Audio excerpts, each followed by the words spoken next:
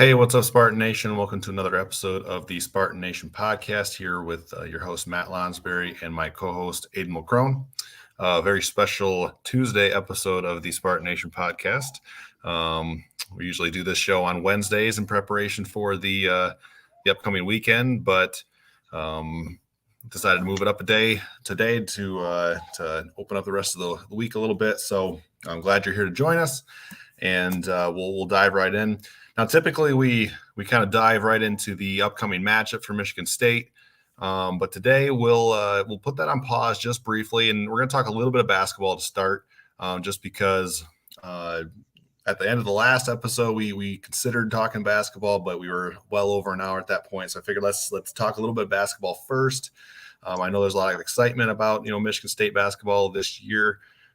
For good reason. They're going to be preseason top 10 at worst, I would predict, and probably top 5 if I was voting. So let's jump into that a little bit. We're not going to spend a ton of time here, but the Big Ten did come out with a preseason all Big Ten team with 10 members. They didn't distinguish first and second team, but they did put out 10 names, and then there was another poll done by the Columbus Dispatch and the Athletic that they combined to predict the standings of the upcoming season for the Big Ten, and they did do first and second team all Big Ten. So with that, Michigan State was selected or picked to finish second in the conference behind Purdue. Not super surprised by that. I think I would have voted a little bit differently. I think I would have voted Michigan State to ultimately win the Big Ten this year. But you see what Purdue did last year, winning the Big Ten by 3 games. They bring back all of their starters. They bring back the National Player of the Year in Zach Edey. So it's not that surprising to see them on top of that poll. So I guess we'll start there, Aiden. When you saw that poll and maybe you looked through the standings, how it shook out, what jumped out? What was your thoughts about Michigan State in that runner-up position? Yeah, I mean, when looking at it right now, obviously it's the preseason, but it does feel like it's a 2-horse race in the Big Ten this year between Michigan State and Purdue.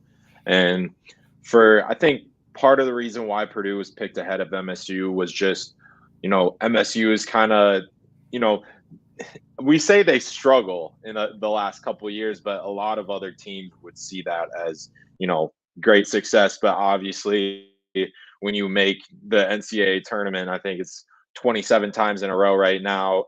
Obviously, and with Tom Izzo's kind of pedigree, it doesn't feel like they're up to the standard from the past couple seasons. So, when they return all 5 of their starters, when you bring in a top 3 class in the country, it really feels like they should be up there. But yeah, I don't blame that Purdue's first. Obviously, they won the league last year. They were 1 seed. They got bounced, obviously, but still, they put together a lot of good stuff over the course of the season, and they also return, their best player, and they return a lot of key pieces to that team. So, yeah, I mean, credit to both of them, but I would be surprised if there was any other team besides Purdue or MSU to really, I wouldn't say compete for the Big Ten, but definitely win the Big Ten. Yeah, no, I agree with you. When you look at the schedule for both teams, Purdue does have a little bit of an advantage. They only play one time. The 2 teams only play each other one time, and it is down there in West Lafayette. That's been a very difficult place for Michigan State to go win a game. I mean, it's difficult for anybody to go into West Lafayette and win a game, but Michigan State has struggled there. So that might have played into it a little bit as well. Would have preferred to see those 2 teams play twice, each on each other's home floor. Unfortunate that the schedule didn't shake out that way this year, but it's going to be a lot of fun. I think October 25th is when Michigan State has its first scrimmage of the season. That's against Hillsdale College. And then it's a few days later, maybe 4 or 5 days later, they welcome Tennessee for another scrimmage, and that's they're going to raise funds for some relief efforts for Maui, who had those terrible fires a month or so ago. So that'll be interesting to see. That'll be definitely a scrimmage that will be one to keep an eye on and to watch. I believe they're open to the public. I could be wrong on that. Obviously, they'll be accepting donations for the Maui effort and the second one against Tennessee. So something to look into if you're interested in going to a Michigan State game, but you don't have to pay a full price or something like that to see him play in that Tennessee one. And I would be surprised if the Breslin Center is not every seat is filled there. It's almost like a top 10, top 15 matchup that you get to see in the preseason. That's kind of cool. Breaking down kind of the all Big Ten selections on both, like the Big Ten's official one, both AJ Hoggard and Tyson Walker were selected. And then in the media poll, Walker was a first-team selection. Hoggard was a second-team selection. I believe Jaden Akins received some votes in the media poll, and I think even Malik Hall got a vote in the media poll, which was a little bit surprising. But I guess thoughts on that, Aiden. Tyson Walker, preseason. We'll call him first-team All Big Ten in the preseason. Hoggard, second-team, and then a little bit of love for Akins and Malik Hall. What's your take on that? Yeah, I mean, I think MSU's backcourt is one of the best in the country, arguably, if not the best, with, Hoggard, Walker, and Akins. And then, I think the Malik Hall one is a little bit surprising just because, we've seen what he can do, but we've also seen, the consistency level that he does it at. I think, that was a big question going into last season. And, he came back for an extra season. And then I think that'll be the question again. And obviously you have, some freshmen that are going to compete with him at his spot, specifically Cohen Carr. And then you also have, Xavier Booker, whether he's going to play at the center spot or whether he's going to play, more at the 4. That's another question. And he's really going to be in a competition. And I think, that is a little surprising to me. But the other 3, I think, are, expected at the very least. I think Tyson Walker, has a good chance to win Big Ten Player of the Year along with Zach Edey. Hoggard is really, I think a lot of those guys who, like Hoggard and Akins, who went to the NBA, just the combine to get some feedback. I think, they seem pretty determined and they know what they need to work on this off season. And from what I've heard, that they talked about at Big Ten Media Day, it seems like they've really been, tight knit and that they've really been focused on just winning a national championship. Yeah, and kind of going back to that matchup with Purdue, which, we're only going to see one time in the regular season. Maybe we'll see it again in the Big Ten tournament. But I think Carrie Ellis brings up a good point as far as Michigan State has really struggled against the top bigs in recent years. You think about, Zach Edey, you think about Hunter Dickinson, those guys have gotten, good production against Michigan State over the last, 2 to 3 years. Then all of a sudden this year, you've got Monty Sissoko back for his senior year. He's become a veteran now. Limitations there for sure, but still like a guy who's played a lot of basketball at this point. And now you've got a second-year Jackson Kohler. You've got a second-year Carson Cooper. So that'll be interesting to see how that plays out because Michigan State can throw bodies now as Zach Edey in a way that they probably couldn't last year. I don't remember exactly when they played Purdue. I think they did play him twice last year. I know I was there for the game in East Lansing, but I can't remember off the top of my head where that fell in the season. And my point with that being, I don't know how far along Jackson Kohler and Carson Cooper were. I know Cooper kind of came on strong there at the end of the season, so I wouldn't be surprised if it was just too early for those guys. But going into this year, that's 3 legitimate bodies you can throw at the big man and maybe wear him down a little bit. And maybe Michigan State probably didn't have that capability over the last several seasons with their front court. So that'll be interesting as well. Kind of looking through the comments here. Obviously, there's a lot of excitement, and for good reason. We should be getting the preseason AP poll and coaches polls here pretty soon. I'm not sure exactly when those will come out, but I'm assuming they'll be out before teams start scrimmaging. So that's probably sometime within the next 2 weeks. We'll find out where Michigan State's going to start in the rankings. I guess what's your prediction? Like I kind of had it in my head a little bit. Are they going to be top 10? Are they going to be top 5? What's your prediction on the preseason ranking? Yeah, I think my prediction would be at least top 5. I think just kind of what I already laid out about just the production returning, the recruiting class that they bring in. I think there's not very many teams that are, head and shoulders better than them. I would probably say maybe one, but yeah. Okay. So we'll see. Yeah. No, I haven't dug in a whole lot into basketball yet. Like full disclosure on that, but I do think like top 5 is tough. It's hard to be, in that discussion. But I think they will be in that discussion. I think right. I think Duke is going to be up there, not just because they're Duke, but I think they're going to be really good this year. Purdue is probably going to be a preseason top 5 team, I would imagine. Kansas is typically up there. They add Hunter Dickinson from Michigan, and we'll see. Gonzaga didn't have quite the level of year that they typically have in recent years. Like last year, they weren't quite at that level, but they're always a team to keep an eye on. Kentucky. So it'll be interesting to see where Michigan State falls in that. With that, like I said, short little discussion on basketball, but we did want to touch on the fact that, a couple players, early recognition with the preseason All Big Ten. Michigan State expected to compete for the Big Ten as we knew, but we've got like an official poll or preseason prediction to react to. So I thought we would do that real quick. But with that, I think we'll turn the page back to football here and talk about Michigan State coming out of a bye week and going on the road again against Rutgers. So just kind of a little bit of info on the matchup, surface level stuff, but 15th all-time meeting between Michigan State and Rutgers. Michigan State has won 10 out of the previous 14. And last year, Michigan State beat Rutgers at home 27-21. But going into this one, Rutgers is a favorite. I think they opened, depending on where you looked, they opened around a 4-point favorite. That line has moved up to 5 points on Caesars Sportsbook, on ESPN anyway. And the over-under is 40.5. So expecting a low-scoring game. At least that's what the odds makers expect this weekend. So early thoughts on the game, Aiden.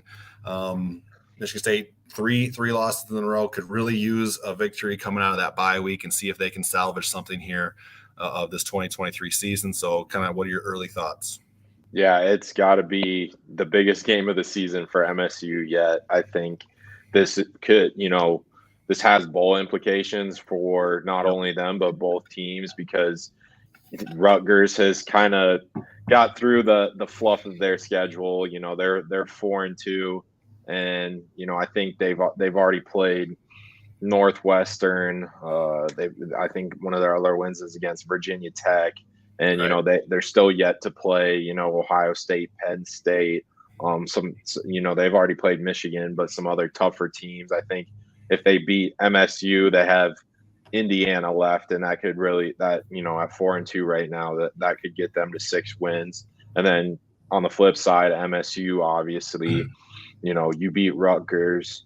That's, you kind of break all the, downfall, kind of the slide. And then, you can build on that and have a little bit of momentum, not only for the rest of the season, but going into the Michigan game. Obviously, that's right after Rutgers. So, you have that looming. That's kind of something that they shouldn't get too far ahead about. But yeah, I mean, you look at, if you watch the games from this weekend, you saw Minnesota looked terrible against Michigan. Indiana is Indiana. We know what they are. They're definitely a beatable team. And then, Nebraska won against Illinois, but they still look like a beatable team. So if you beat Rutgers, there's a path that everyone can see to get to 6 wins, but at the same time, that path is also very close to 2-10 or 3-9. So yeah, sure. That's kind of where I'm at on that. Yeah, it does kind of feel like this might be the game that decides whether or not Michigan State goes to a bowl game, and that's not I mean, because if you lose this game, you have to beat one of the big boys, like period, end of story. And so you almost, like, anybody who looks at it would assume, yeah, you've got to go 4-0 against those other teams, because you're very much not likely to beat any of the top 10 programs. And also it would be to end that losing streak, come out of a bye, end the losing streak, you at least bring a little bit of positive energy, a little bit of positive momentum into the rivalry game, where, crazy things have happened before. And I'm not picking Michigan State on October 10th to beat Michigan 2 weeks from now. Let's focus on Rutgers for now. But, like, to carry some positive momentum into that, it certainly wouldn't hurt. And I would argue that it gives you a better chance if you get this one this week. So, for that reason, it is a game to tune in for, because we said it. We believe this will kind of determine the fate of this team as far as, like, their bowl eligibility and things like that. So definitely want to keep an eye on. Obviously, there's some bigger storylines surrounding this game from Michigan State's side. We will, I'm sure, get into those probably during the over-under section. But let's take a look at the Big Ten as a whole right now. This is our Big Ten at a glance. This is where we kind of take a preview of the whole weekend for the Big Ten, starting with the best game in conference play. I would argue that, Michigan State and Rutgers, just because there is a lot on the line, would have an argument for this. But I think bigger picture, it's probably Iowa at Wisconsin. And that's because, the winner of this game is going to take control, at least momentarily, of the West Division, which, as mediocre as the West Division has been over the last 8 years or however long it's been in existence, it does seem even worse this year. And so this game could determine who comes out of here or comes out of the division. Wisconsin's a 10-point favorite. This is not one of our place your bets predictions at the end of the show, so won't count in our records, Aiden. But what are your thoughts on Iowa at Wisconsin? Wisconsin's a 10-point favorite. Give me your thoughts and then maybe a prediction.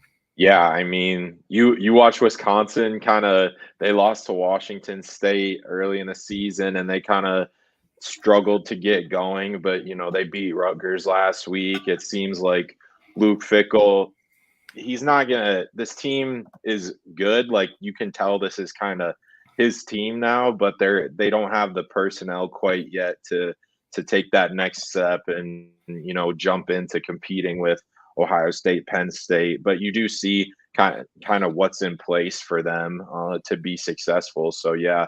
And then Iowa, same thing.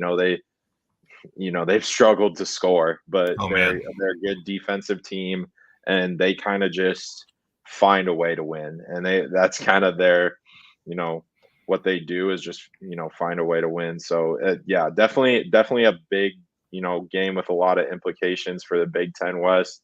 My prediction of Minnesota has failed miserably, but that's the whole point of Big Ten West predictions, is that they're wrong. Right. Yeah, no, I'm probably leaning Wisconsin on this one, just because mostly because they're at home. I think that's a big deal with this one. Iowa does have a tendency, what Iowa does, and it kind of dawned on, I mean, not that this is anything new because they've been doing it for, decades now, but it seems like, but Iowa's whole game seems to be like, just hang around, wait for the other team to make some mistakes and then capitalize on those mistakes. And that's how they pull out wins. That seems to be the way they do it. That's what they did against Michigan State 2 weeks ago. The game that Michigan State probably should have won, but you make mistakes, and Iowa just seems to have a knack for capitalizing on those, and that's how they steal games. So credit to them for that. So that'll be the key in Madison is just, how clean can Wisconsin play, and that'll be kind of the determining factor there. Moving on to the worst game in the Big Ten this week, pretty easy choice here. It's Massachusetts at number 6 Penn State. Penn State's a 42.5-point favorite. I find it a little ironic that going into a game against Massachusetts is when James Franklin decides to take a shot at Michigan's non-conference schedule, which that was on Twitter. If you guys didn't see it, he kind of called out, not by name, but called out Michigan for backing out of backing out of the UCLA home and home, which is why Michigan's schedule is so light this year. And far be it for me to be an apologist for Michigan State's or for Michigan's non-conference schedule. I've called it out as much as anybody. I think it's just bad. It's a bad schedule. It's not good for the sport to see those type of games. But with that said, when you're going to play UMass this week, it's a really interesting and odd time for James Franklin to talk about Michigan's schedule. But that is our worst game of the week. No need to really dig into it because we know what's going to happen here. And then just the rest of the games. Indiana's going to Michigan. Michigan's a big favorite again this week, 33.5 points. Ohio State's going to Purdue as a 19.5 point favorite. The whole spoiler makers thing is out there, but without Jeff Brom, I just don't think, Purdue is even a threat in that game personally. And then Illinois is going to Maryland. Man, Illinois is so much worse than I thought they'd be this year. They weren't my pick to win the West, but they were a dark horse for me. And they lost at home to Nebraska, and it wasn't even that close. But it's an interesting spot for Maryland, though, because, they just went to Columbus. They outplayed Ohio State for a half. Probably should have been in the lead for more, by more at halftime, but didn't capitalize on some of their opportunities. And then, Ohio State gets rolling in the second half and ends up winning by 20. So interested to see, where's the psyche of Maryland after that. They took a big swing, obviously, last week. They come up short. You're back home against a team that you should win or should beat. So kind of an interesting spot for Maryland. With that, we'll get back to kind of the main event here, and that's Michigan State and Rutgers. And we'll open with our over-unders. And if you don't mind, Aiden, I'll go ahead and get us started here.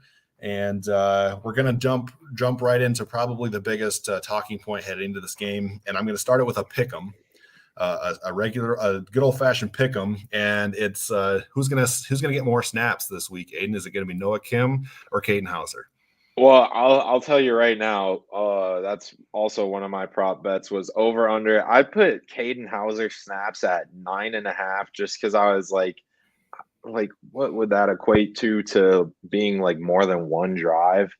I don't know. It is, the season long mystery of, what's going on. And part of me feels like this staff is going to ride with Noah Kim. And I don't know if that's I don't know if that's just a personal, I don't believe that that this staff is gonna really change anything up, but obviously a lot of people want Caden Hauser, and you can tell in the comments. So I think it's gonna be Kim getting more snaps. Okay, that's it. That I'm gonna be honest, that catches me off guard a little bit here, but he is the guy who's been the guy so far. And Harlan Barnett was not committal in the press conference yesterday.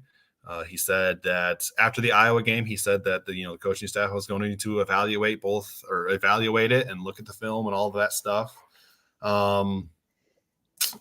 I guess my hang up is this, and maybe they're just playing this for a competitive advantage. We've seen coaches do that a lot. But it does, and it seems like to me, if you're going to stick with Kim, you might just come out and say it on Monday. I guess by not answering the question directly, I think it certainly opened the door wider for Caden Hauser. Mm-hmm. And so my pick on this, or as far as our over under, I'm going to go with Hauser. I think he's going to be the guy this week. I would be not shocked, but I would be surprised, I think, if it's Noah Kim again this week. But, that's you could argue the same thing the other way as far as then why not just come out and say he's going to be the guy? So it'll be interesting to see who's out there first. We've talked about,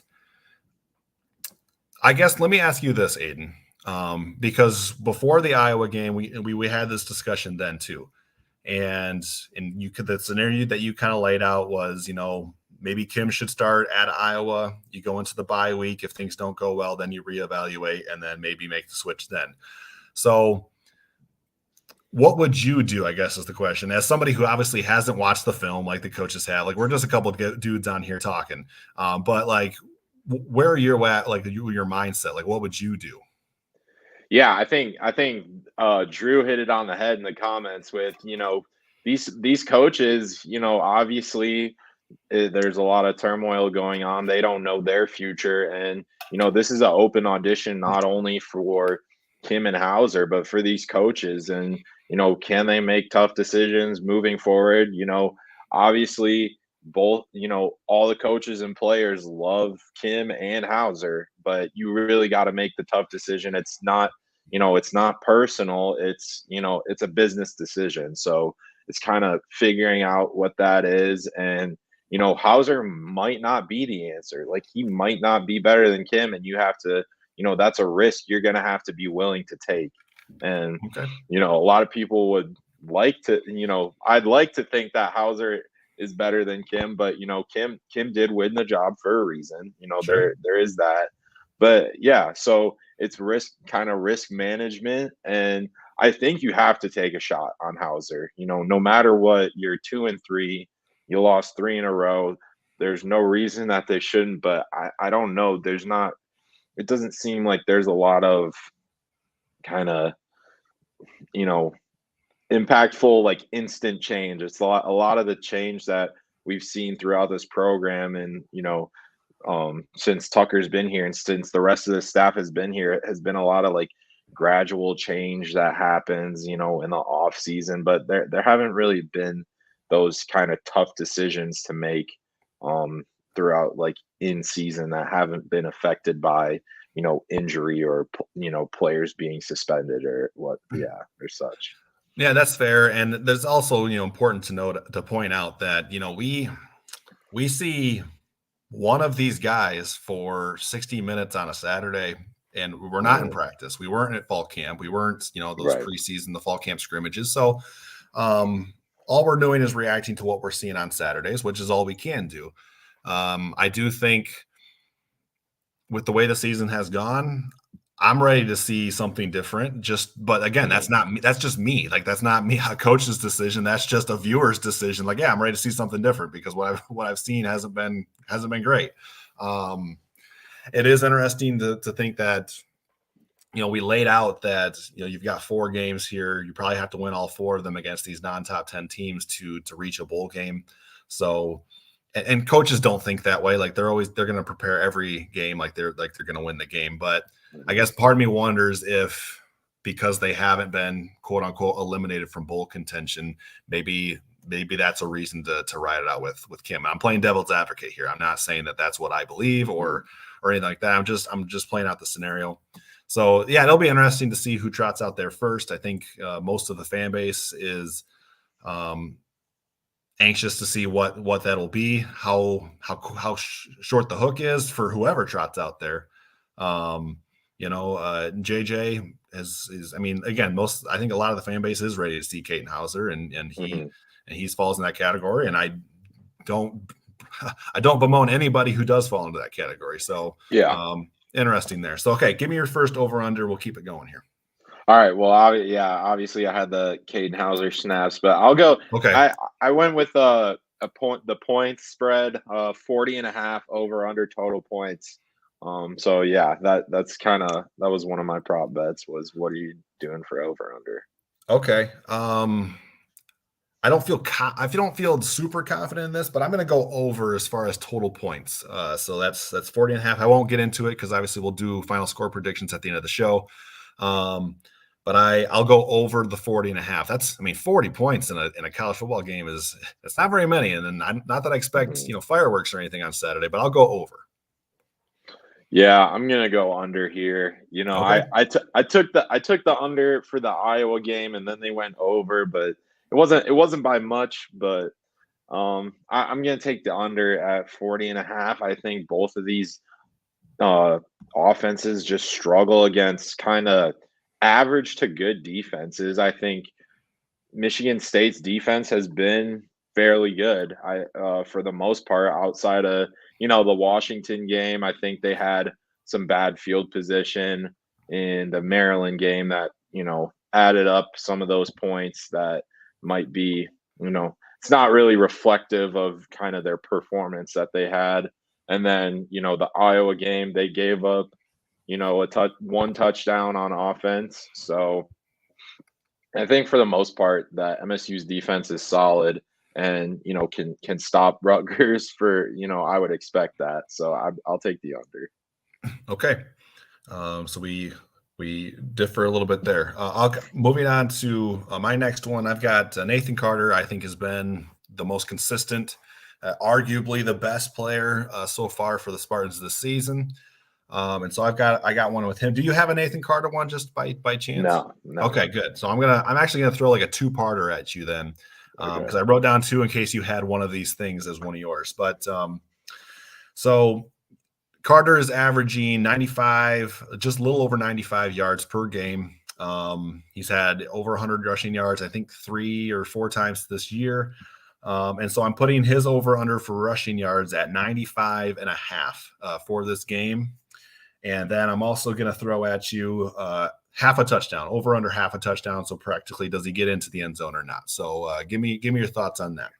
Yeah, I think I'll take the over on. I think I'll take the over on both. I think he'll get 100 yards. I thought the offensive line did well against Iowa. I agree. And they moved the ball pretty well when they were running it. And I do think Carter can get in the end zone. I think this is, a game that gives him an opportunity to step up the way he did. So I'll take the over for both. I'm with you on that too. I think I'll go over 95.5 as his rushing yards. Wouldn't be surprised if he clips that 100 yards again. And I think he does find the end zone. In fact, of all the players, I think he's probably the best bet. If you're going to pick a guy to score a touchdown, he's probably the one that you would pick first. So I'm with you on that. And as for you guys in the comments, go ahead and play along with us with the over/under section here, and we'll throw up your predictions as well. So, all right, moving on. Hit me with your next over/under. All right, so my third one it's kind of an odd one, but I'll go over under 6.5 Jonathan Kim points.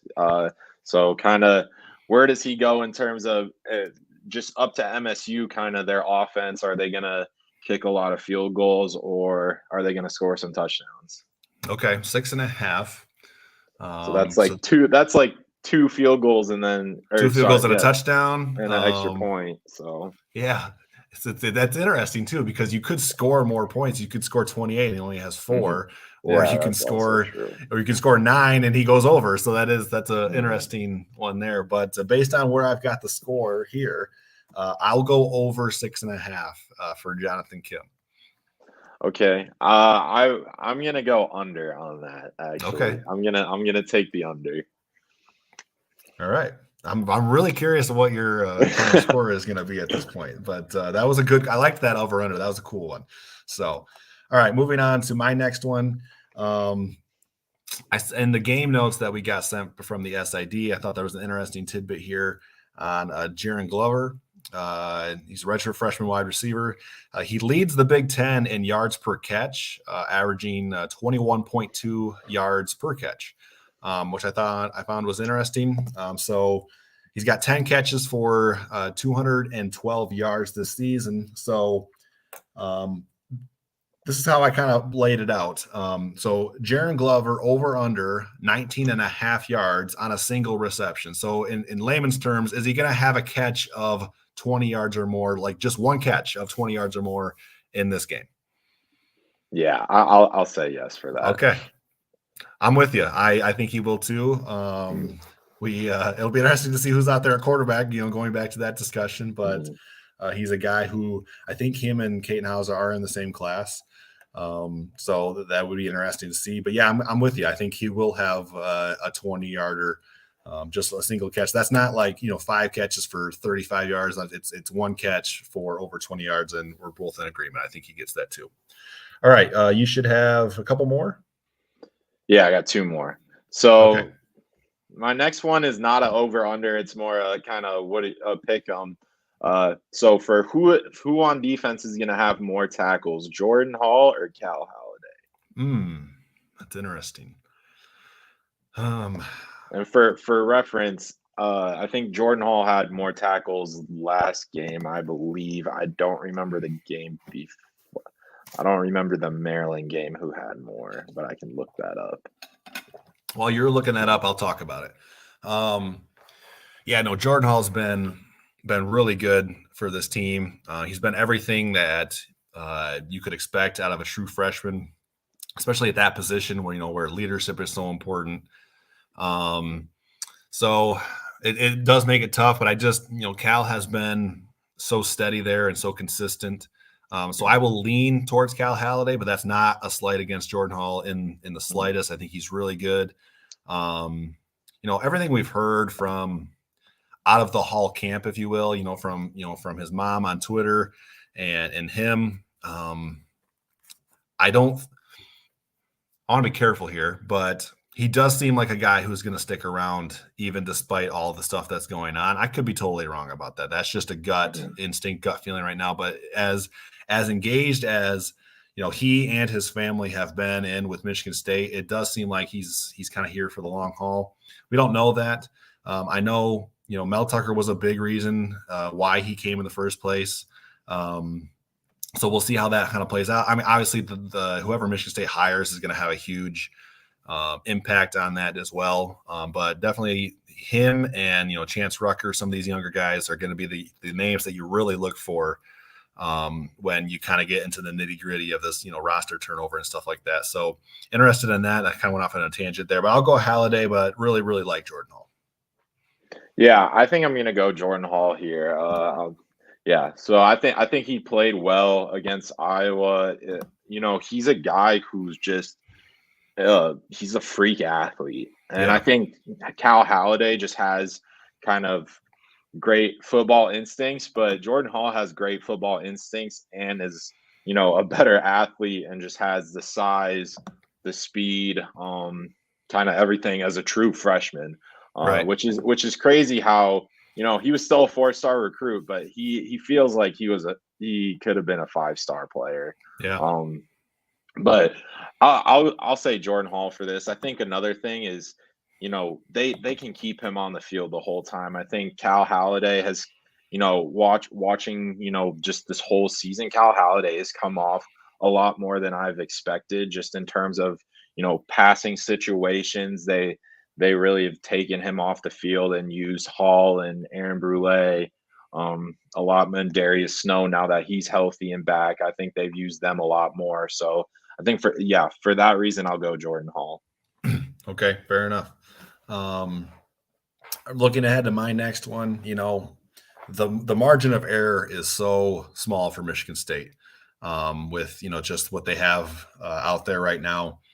And as many extra possessions as you can earn go a long way toward, winning or losing the game. We saw that against Iowa. So I'm looking at Michigan State's defense and wondering how many turnovers they can force. I've set the number at 1.5, which, it's tough to get to 2, but that's where I'm setting the line, 1.5, where you're over under on that.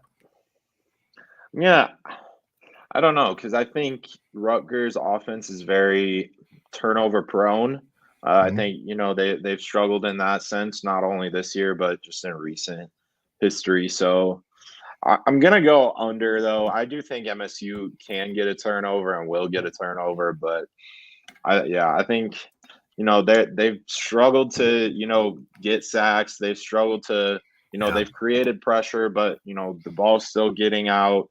I think they did well against Iowa's offense, but I don't want to downplay how well MSU's defense did, but that was Iowa's offense. That's true. So I'll go under. I'm with you on that. I'll go under, and just to address JR's little. I'm talking like total turnovers as well. I'm not just talking about defensive forced it, but I'm gonna go under as well. I do think they'll get one. Gavin is it Wimsatt or Wimsatt? He's been a little bit turnover prone. He had a really bad throw to the flat down by the goal line against Wisconsin, got taken back like 95 yards for a touchdown. He's a really good athlete, but I question his ability to consistently make throws. and things of that nature. So I'll go under, but I do think they will force a turnover, and I wouldn't be shocked if they did go over this either. But I'll go under as well. All right, hit me with your last one, Aiden. All right, my last one is Michigan State passing yards over under 199.5. So whoever the quarterback is, or even if they go with both of them, does MSU get 200 yards passing or not? I'm gonna go over on this. Not by a ton, but you kind of the way I have the game playing out in my head anyway. Here, I'm gonna go over. I do think one thing that Greg Schiano has done at Rutgers, and I think he's a really good coach. There's a limit to what you can do at Rutgers, especially with them being the Big Ten East. It's just really tough sledding. But Rutgers used to be the laughingstock of the Big Ten. And I don't think they're that anymore. I think they're a team that you have to physically get ready for because they do bring a lot of physicality. Because of that, I'm wondering which rushing performance we'll see out of Michigan State. Is it going to be the one against Iowa where they looked good, or is it going to be the one that we saw, against Maryland and Washington where they struggled to run the ball? So I'll go over for 199.5 passing yards just because I think Michigan State might have to move it through the air a little bit more. Yeah, I'm gonna go over for passing yards as well. I think I don't think the run game will really matter as much just in terms of all that as much as who the quarterback is going to be. I think, just if they get a guy, they got to stick with him. I know we've had that conversation countless times. So any options, but I do think that MSU can get over 200 passing yards against this defense. All right. Fair enough. All right.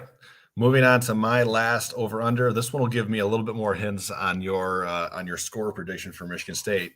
I kind of have an idea of where you're going to go with this, but we'll see. It's just Michigan State's touchdowns, over or under 2.5 touchdowns for Michigan State in this game.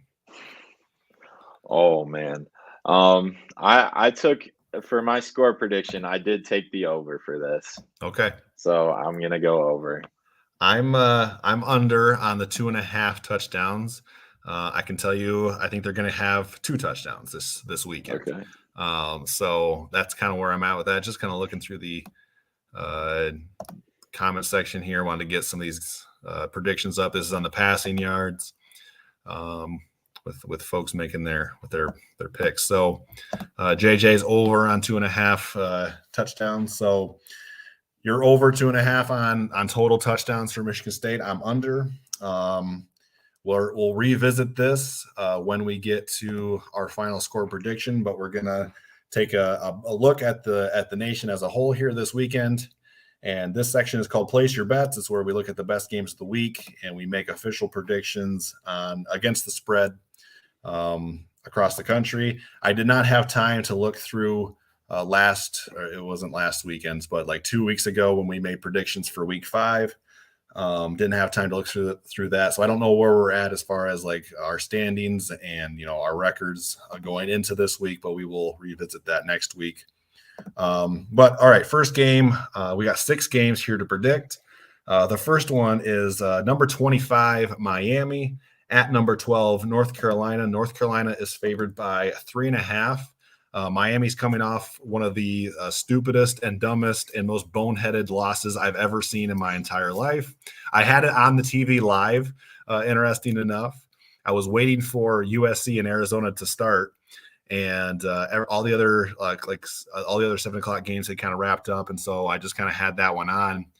And when the guy fumbles, I go, what are you doing? Like that's literally what came out of my mouth. Like it didn't even occur to me that the whole like taking a knee thing until like I saw the ball come out like live, and I said, what are you doing? I said that out loud. Nobody was in the room with me. It just came out, and then I wanted to switch to USC and Arizona because Arizona got out to a lead there, and I'm thinking I gotta see how this game ends though, and obviously Georgia Tech gets to midfield, and then just a total coverage bust. Horrible way to lose a game. That's what Miami's coming off of going into North Carolina, who's scoring a ton of points on everybody. So what are your thoughts on this? Aiden, North Carolina's favored by 3.5. Yeah, I got North Carolina covering that 3.5. I mean, that was just I don't know how to say that in terms of, a lot of times when there's, poor coaching, you think, well, I'm not a coach, so I don't know like the exact kind of like the film and stuff that they go through, but that is, blatantly poor coaching Yes. on Miami's part and Mario Cristobal. But I do think even if Miami won that game last week, I still think UNC would cover. I think they're a really high-powered offense with Drake May, and they got I think his name's Tez Walker. Tez Walker is back. Yeah, he's back as well. So I think that gives them a boost, and I think UNC is up to 6-0 after this week. Yeah, I'm with you. I'm going to go ahead and pick North Carolina to cover here. I do wonder if just the way, I think the way that Miami lost last week, they can go one of two ways. It could really motivate them to play with a fire lit underneath them this week. The anger of having a game one, moving to 5-0 was right there. Like literally, it was in their hand, and they just threw it over their shoulder. So I'm wondering how that will affect. It could go the other way, though. It could be a demoralizing loss, and maybe one loss turns into two. So I don't feel a ton of confidence. I mean, that said, actually, I do think North Carolina is just rolling right now, and so I'm going to go ahead and go with North Carolina just because I don't know how Miami will react to that game. So we're in agreement there. Next one on our list, Texas A&M comes off a home loss against Alabama. They had their own clock issues and situations down there against the Tide, but they're going on the road to number 19 Tennessee. Tennessee's favored by 3.5 against the Aggies. Who do you like?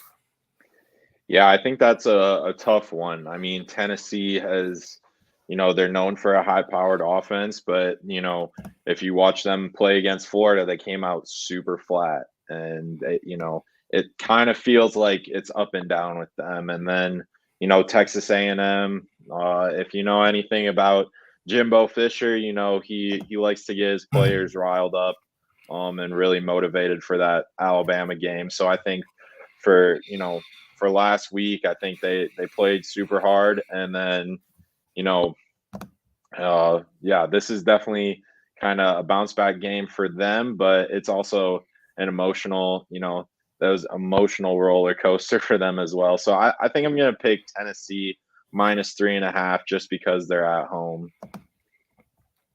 Yeah, no, I think you make some good points there. I actually am going to go with Texas A&M, though. I just don't trust Joel Milton at quarterback. A&M is vulnerable in the back end. We saw that against Alabama. We've seen it against Miami earlier in the year, and so I'm not sure how I feel about that. But this is more just a gut thing. Not bought in on Tennessee quite yet. I think A&M's maybe a little bit more battle tested, having faced an Alabama. Probably I don't want to say they should have won that game, but certainly could have won that game. So I'll go A&M here to at least cover. That's part of this too, is I get the 3.5 points. So I'll take A&M to cover, and I'll pick them to win, but I don't feel great about it. All right, moving on to our next one. This is a team that you have been high on for most of the year, Aiden, and it's Arizona at number 19 Washington State. This was your dark horse Pac-12 championship participant. I don't think you had them winning, but this was one of your dark horse picks for potentially making it to the Pac-12 championship. Lost by 2 last week against USC. You could argue that maybe they should have gone for 2 in overtime that first time. So, had an opportunity to knock off the Trojans, couldn't quite get it done. But they've played Washington tough. So they're a solid team, but they go on the road against number 19 Washington State. Washington State's favored by 8. So let's make a pick against the spread in this one. Yeah, so I mean, I think this is a tough game just because, this is your second game on the road in a row. Washington State, they came off a loss to UCLA, which, was tough for them. But I don't know. I think this is hard. I think Arizona covers the 8, but I don't know if they win outright. But I think they will cover. They did show how high power their offense is, and that's kind of Washington State's whole deal. So I think expect to see a lot of points, but I'll pick Arizona State I'll pick Arizona to cover but not win. Yeah, I think I'm with you on this one too. Arizona does seem like one of those teams that you like is going to be a thorn in the side of these ranked Pac-12 teams, and you get the sense that they might get one of them here. I'm not sure if it's going to be this week on the road, but I do like the 8 points, and so I'm going to take Arizona to cover as well. Washington State pulls it out, I think, but I like Arizona to cover. We'll stick out west for our next one. And it's number 18 UCLA on the road at number 15 Oregon State. Oregon State is a 4-point favorite in this one. Who do you like? Yeah, I mean, this is a tough one. I think UCLA has really kind of, after that Utah game that they really got, that was a tough loss for them. Yeah. But they bounced back. That was came back from behind against Washington State and won. Dante Moore, obviously, a Michigan native as a true freshman quarterback for UCLA. But I think Oregon State is a tough and gritty team, and that they're not the most fun to watch, but they get the job done, and they kind of really taken kind of a little bit of the blueprint of what Utah does in terms of just beating teams up, and I think Oregon State to win that. While we're on this game, I'm sure you saw last week, Mike Valenti's on the radio talking about, coaching candidates. He talks about Chip Kelly. He kind of lays it out a little bit for Michigan State. Maybe you throw some money at Chip Kelly, try to get him from the West Coast. Talked about Dante Moore being a Detroit native. Maybe you bring him along with them. So what's some quick thoughts, I guess, on that whole scenario that Valenti kind of laid out? Is there any kind of validity to it, or is that just Valenti being Valenti? I think that's Valenti being Valenti, but I think the points that he laid out do make sense. I think the one thing that Chip Kelly really lacks in is recruiting. I think if you read anything into recruiting, he doesn't take it. It's not that he doesn't take it seriously, but he doesn't make it a priority compared to a lot of the other Big Ten schools. So obviously, if you're competing, with the expanded Big Ten, with Dan Lanning, Kalen DeBoer, Lincoln Riley, adding those 3 coaches on top of, Harbaugh, Franklin, Ryan Day, that's just going to make matters worse in my opinion. Yeah, I think you make a good point with the recruiting thing. I think UCLA is a pretty good spot for him just because the expectations for that program aren't, through the roof. I think he can be effective in the transfer portal just because, you got Southern Cal right there. So like, who doesn't want to go play football in Southern Cal, right? So I think it's a good spot for him. I agree with you. I think the points that Valenti made were valid, but I would be hard pressed to see that kind of move made, and that's a lot of hypotheticals too, assuming you can get Dante Moore to come with him and all those things. So I'm with you on that. Right. As far as the game itself, this might be more of a I don't want to say a heart pick because I do like UCLA as well, but Oregon State, there's something about Oregon State that kind of just gets me fired up. Jonathan Smith coaching his alma mater. It's an underdog program. And so I'm going to go ahead and take the Beavers at home. I'll swallow the 4 points, and this is more of a rooting interest pick than anything else, but I'll go ahead and go with the Beavers on this one. Moving on to our next one, we've got 2 more here, a couple of big ones.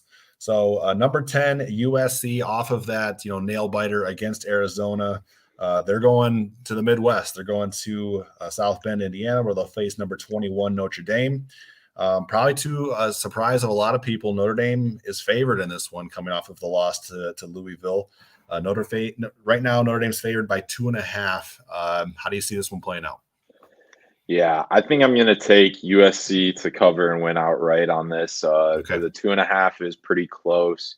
I see the reasoning behind it. I think Notre Dame is a lot more physical, and USC's defense and just Lincoln Riley's defenses have quite frankly just been not great and have lost them a lot of big games, including playoff games when he was at Oklahoma. So it makes sense, going to South Bend. It's probably going to be cold.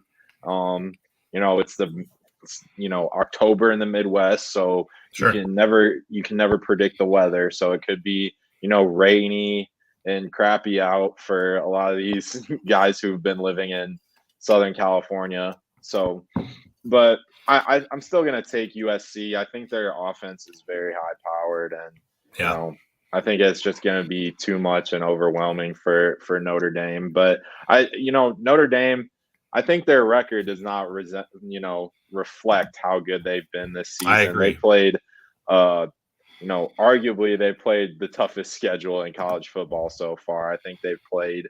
I think they're going to play 5 top 25 teams in a row or something like that. Maybe more. So, yeah. No, I'm with you on that. I think Notre Dame. I think Notre Dame should have won that game against Ohio State. I thought their clock management down the stretch wasn't great. Some of the play selection not great. And Ohio State, give them credit, they went down, they scored the touchdown. So against 10 guys. But I digress. But no, I think Notre Dame is a good team. The thing that concerns me is their offense has really struggled, even going back to that Ohio State game. Because I think the attrition of having to play 3 ranked opponents in a row, 2 of those on the road can kind of explain some of the struggle. But they only scored 14 against Ohio State. So this is 3 weeks in a row now where their offense has scored 21 points or less. You go up against a USC team, which we know about USC's defense is not good. But they can surely score a lot of points. So yeah, I'm going to go ahead and go USC in this one too. It feels a little bit like a sucker bet from Vegas. But it's the accumulation of having to play 4 ranked opponents in a row. That's Right. kind of where I'm leading on this. And so I'm with you. I think I'm going to go USC in this one. All right. And that brings us to kind of the main event of the weekend. It's back out west in the Pac-12. This is where College Game Day is going to be. It's a top 10 matchup between 2 rivals. It's number 8 Oregon at number 7 Washington. Washington is a 3-point favorite at home against the Ducks. So this is essentially a pick 'em because they say in point spreads, typically you get 3 points at home in college. And so if this game was in Eugene, you'd think that maybe this is a 3-point favorite for Oregon. So, but it is in Seattle. So I'm really looking forward to this game.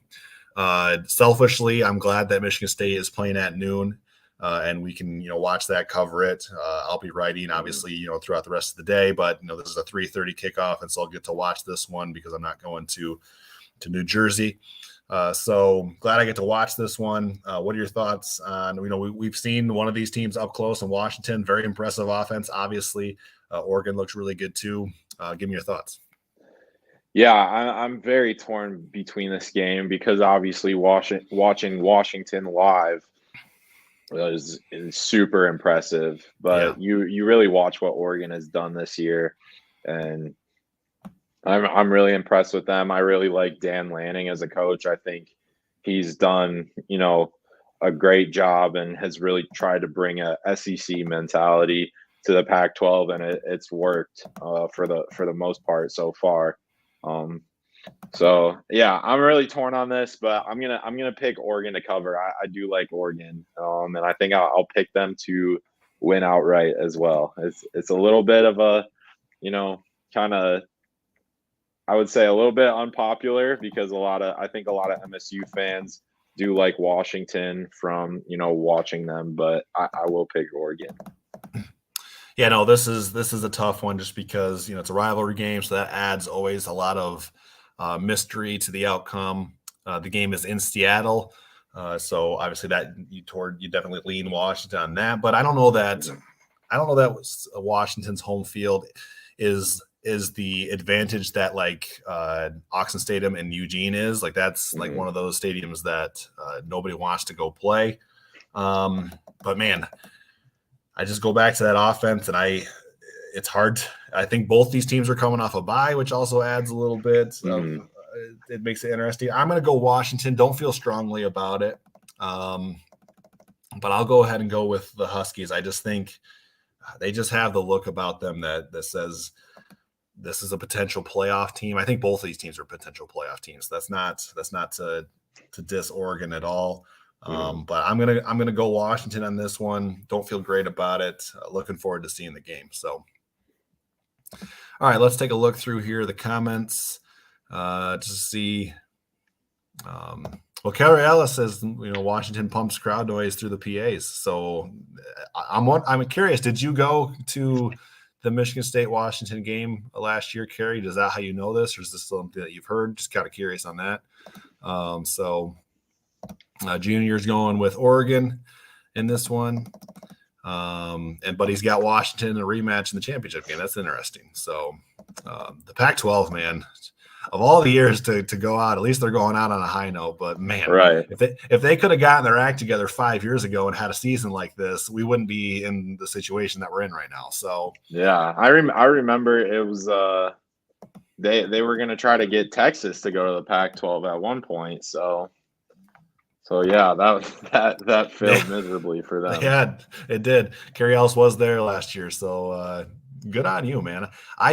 That's kind of one of my regrets of last year is the fact that I didn't go over to Seattle to cover the game. It was a cost thing, we gotta, that comes out of my own pocket here. So didn't, but as soon as I saw like what the stadium looked like, from things I saw on Twitter, it's like, man, that looks really cool. It would have been cool one to go to. So maybe in, this new Big Ten in the future might get out to Seattle and take in a game there. So, all right. That wraps up our place your bets segment. Again, I apologize for not having our records through the whole year. We'll definitely try to get that in the show next time. But let's wrap it up here. We're just over an hour. And let's tie a bow on it with our official Michigan State and Rutgers predictions. I'll let you kind of lead it off here, Aiden. Give me your score prediction and why you're leaning the way that you're leaning. Yeah, well, for my prop bets, I took under 40.5 points. I took under 6.5 Jonathan Kim points. I think I forgot what. Yeah, I took over on your touchdowns bet though, so it's a little shaky. But I did say MSU wins 21-17. I think it's gonna be an ugly 21-17, to say the least. I think the big question will just be, the quarterback. I think that's the biggest thing. And, getting a win under your belt for Harlan Barnett, obviously that would be his first win as a head coach. So that's another aspect to look at. They had a bye week. Wisconsin came and had Rutgers and beat them pretty soundly. So yeah, I think just for that reason, I think MSU had time to prepare, and I think I think they prepared enough to win by 4. So yeah. No, I think you make a lot of good points there. Going into the bye last weekend, I was really interested in. I kind of had multiple screens going last Saturday, but one of the screens was Rutgers in Wisconsin because I was interested to see how Rutgers would look in that game. I would say going into last weekend, I was leaning pretty heavily towards Rutgers for this week's game. But then against Wisconsin, you see some of the limitations there for sure. And so I don't feel nearly as strongly as I did at this time last week. But I am going to stick with Rutgers at this point. I don't feel good about it. I don't feel I don't go with any conviction here, but I'm going to we're both close. I've got Rutgers 23, Michigan State 20. So that's my 2 touchdowns and a pair of field goals. That's my over on Jonathan Kim, 8 points there. But it's I had the prop bet about touchdowns. That's why I was under. So 23-20, I've got Rutgers. Again, don't feel great about it. I think this is definitely a winnable game for Michigan State. but can you stay out of your own way? Because they should have beaten Iowa. That's a game where they outplayed Iowa for vast majorities and just multiple turnovers. The punt return for touchdown. So can you avoid those mistakes? I think they had 10 penalties against Iowa on the road again this week. So that's my hang up is I need to see Michigan State play a cleaner game in order to go beat a team. I again, after seeing what Rutgers looked like against Wisconsin, I don't say this with a lot of conviction, but I think Rutgers might be better than Iowa. I don't know. Not sure. Yeah, that's fair. Yeah, because we've talked about the West and we're not impressed. So I'm kind of weighing those two teams. Would not be shocked if Michigan State gets the job done this weekend, but I can't make that pick based on what we've seen these last 3 weeks. So I've got Rutgers 23, Michigan State 20. We had a couple picks here. Keys to Wisdom has Michigan State winning. We're all within like the 3 to 4 point range here. Keys to Wisdom's got Michigan State 27-24. If anybody else has some picks, we'll go ahead and throw those up quickly here. Keys to Wisdom is correct. We were both around 500 last week with our predictions, when we'll get those tallied up next week. Let's see, we got any other predictions here? Eggplant joined us right at the end of the show. Well, I hope, Eggplant, that you will you'll go back and watch our show. We would appreciate that. But always good to see you in the comment section. So welcome. Kerry Ellis has 20-14 Michigan State. He's under that 40.5 total points. Eggplant's not ready to make a prediction yet, but he's calling for Michigan State to win. So, JJ, if receivers can catch the ball, well, that's part of this too. We've seen some drops in the end zone this year, most notably against Maryland, I believe, end of the half. So, that's the type of thing that we're looking to see, clean up some of those mistakes. And I think you certainly have the talent in order to get this done. With that, Aiden, any closing thoughts here before we call it a night and kind of continue on with our normal coverage this week? Yeah, I mean, obviously the quarterback play is going to be the big thing. And I think, Twitter's going to have a field day, one way or the other, no matter what. And then, obviously, like I said, this could determine just the rest of the season in terms of bowl implications. And then, transfer portal stuff. We did see Jordan Simmons enter the portal, I think today. So just in that aspect, I think MSU's already lost 3 players. So, so we'll see. This could be a lot more than that. Yeah, no, I probably should have brought up, the Jordan Simmons thing earlier in the show. Kind of slipped my mind there, but yeah, he, running back was probably, I would say 4th string, but we haven't seen Jaron Mangum yet this season, so we'll see. Honestly, I think I'm surprised with how few names actually have either left or not on the roster anymore or have entered the portal. Not that I didn't expect like just a huge, swath of players to exit. But honestly, I think of the losses so far, I think I might argue Hank Pemper might be the biggest one, which is crazy to say about your long snapper, but we saw how bad, the long snapping was last year when he was injured. So I think I would argue that, Pepper's loss is arguably the most significant. So we'll see what else happens. The portal will stay open for players until I want to say October 27th, right around there. So it's going to be open for, another couple weeks and a half here. But obviously we'll keep an eye on that. We just published our new transfer portal tracker on our website that will continuously update as, things go on here. And eventually we'll have the names of guys that Michigan State brings in as well. So definitely you can check that out. On our Facebook page, on our website. As always, appreciate you guys for joining us. As far as itinerary for the rest of the week, we'll have our official bowl predictions, score predictions. That article typically comes out either Thursday or Friday, and so we'll certainly have that.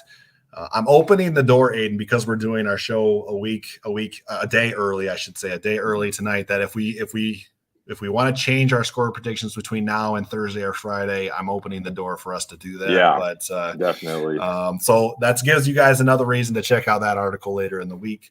As far as like future shows, we'll try to get back onto our normal schedule, which is, reacting to games on Sunday afternoons, and then previewing, obviously, the big one next week on Wednesday, Michigan State hosting Michigan. So that's kind of the plan for the coming week. Thanks again for joining us, guys, and we'll see you next time.